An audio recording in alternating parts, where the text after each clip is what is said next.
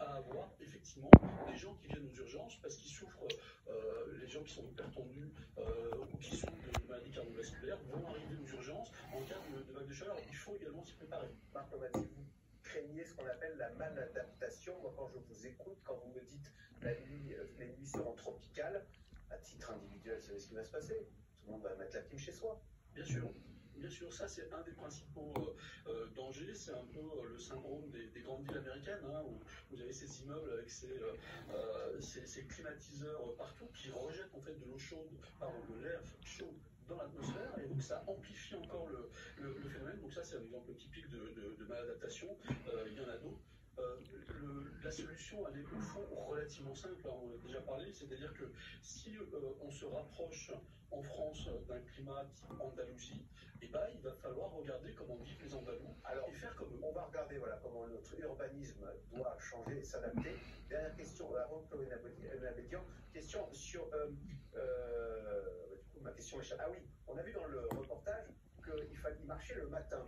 Est-ce qu'on peut imaginer que bientôt on travaillera le matin, au petit matin, puis à 10h on rentrera chez soi, puis on travaillera. Est-ce que c'est ce genre d'habitude qu'il va falloir prendre? Mais comme vous le disiez très bien, ça serait un peu à la manière espagnole. Il va faudra vivre où on a tous un peu dans cet imaginaire le fait qu'il fasse plutôt la sieste l'après-midi parce qu'il fait un peu trop chaud. Et bien c'est exactement ça. On va devoir décaler en fait notre façon de travailler. Il va falloir adapter effectivement. Et les solutions existent. Hein, nos bâtiments aujourd'hui pour pouvoir justement rejeter la chaleur et non pas la prendre et la faire rayonner dans la nuit. Il y a le pool roofing qui existe. Le pool roofing, c'est le fait de peindre en blanc. C'est une technique qui existe en Grèce, que l'on connaît très bien, et en fait, le blanc a ce pouvoir réfléchissant, ça renvoie la chaleur vers l'atmosphère. C'est pour ça que l'été, on a beaucoup moins chaud quand on parle de couleurs claires, les couleurs foncées qui absorbent au contraire la chaleur. Alors justement, comment va-t-il falloir revoir l'architecture de nos villes? La ville de Paris a commandé un rapport sur quelles seront les températures en 2050, et il va faire près de 50 degrés, craint-elle. Les journées à 50 degrés vont se répéter. Et donc, comment se préparer à un tel scénario, sujet de Sophie Piard. Et si la cité, admirée du monde entier, devenait invivable, avec des étés à 50 degrés d'ici la fin du siècle, Paris ne ferait plus rêver. Vu mon âge, je ne resterai pas à Paris, c'est sûr. Ce serait agréable d'habiter en ville, quand on n'a pas le choix, on n'a pas le choix. 80% du territoire urbanisé, l'été, Paris se transforme en immense radiateur. Pas moyen d'échapper aux îlots de chaleur. Dans 60 ans, les jours de canicule seront 2 fois plus nombreux qu'aujourd'hui.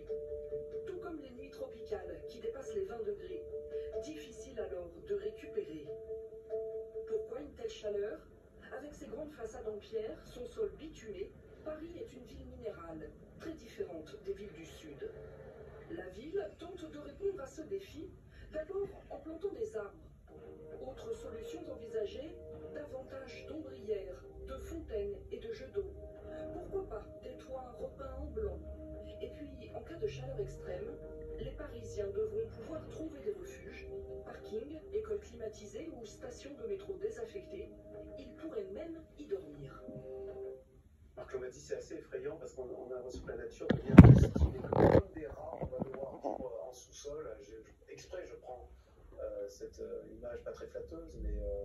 Bien sûr, il va falloir trouver des endroits de fraîcheur. On parlait de la climatisation. Je pense qu'une des mesures